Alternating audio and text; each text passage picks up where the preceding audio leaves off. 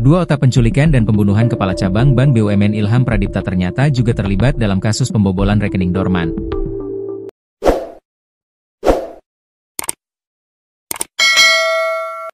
Mereka adalah Dwi Hartono alias DH dan C alias Ken.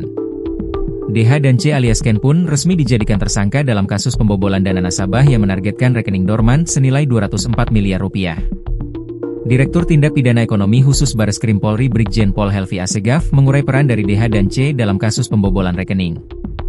C alias K, serta DH sebagai sindikat jaringan pembobolan dana nasabah yang menargetkan rekening dormant yang juga terlibat kasus penculikan terhadap Kepala Cabang BRI, ungkap Brigjen Pol Helvi Assegaf dalam konferensi pers hari ini, Kamis, 25 September 2025. Lebih lanjut, Helvi pun mengurai peran khusus dari dua tersangka yang juga terlibat dalam pembunuhan Ilham. Pertama, DH yakni Dwi Hartono, ia ternyata punya peran penting dalam kasus pencucian uang. Dwi Hartono yang dikenal sebagai pemilik bimbel itu berperan sebagai pihak yang bekerja sama dengan pelaku pembobol ban untuk melakukan pembukaan blokir rekening dan memindahkan dana yang terblokir. Sedangkan C alias Ken, ia berperan sebagai mastermind alias yang jadi dalam pembobolan rekening. Saat beraksi, C alias Ken mengaku dirinya adalah Satgas Perampasan Aset. C alias Ken pura-pura menjadi petugas Satgas yang menjalankan tugas negara secara rahasia.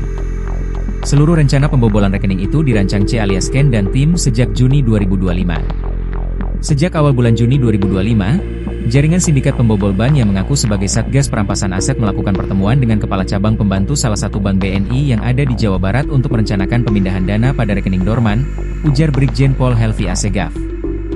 Dengan modus operandi para pelaku merupakan sindikat pelaku pembobol ban yang menargetkan pemindahan dana yang ada di rekening dorman di luar jam operasional ban, sambungnya. Peran DH dan C alias Ken dalam pembunuhan Ilham.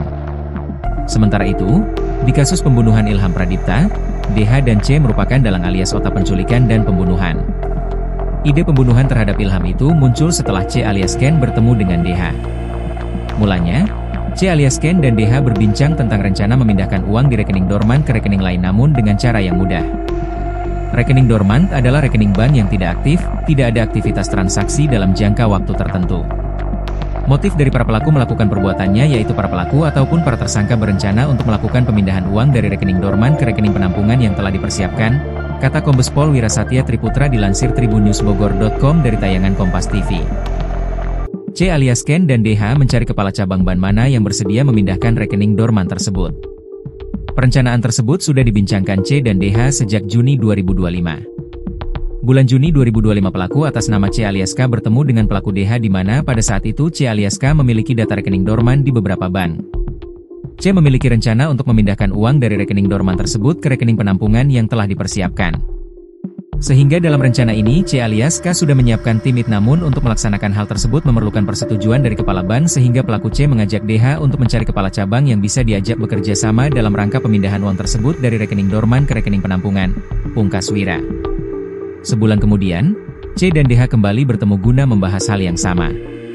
Rupanya di momen tersebut, C dan DH mengaku sudah berusaha membujuk kacab ban BUMN Ilham Pradipta untuk memindahkan rekening dorman ke rekening penampungan. Namun niatan C itu ditolak mentah-mentah oleh Ilham. Alhasil C dan DH pun merencanakan siasat jahat yakni melakukan tindak kekerasan hingga merampas nyawa Ilham.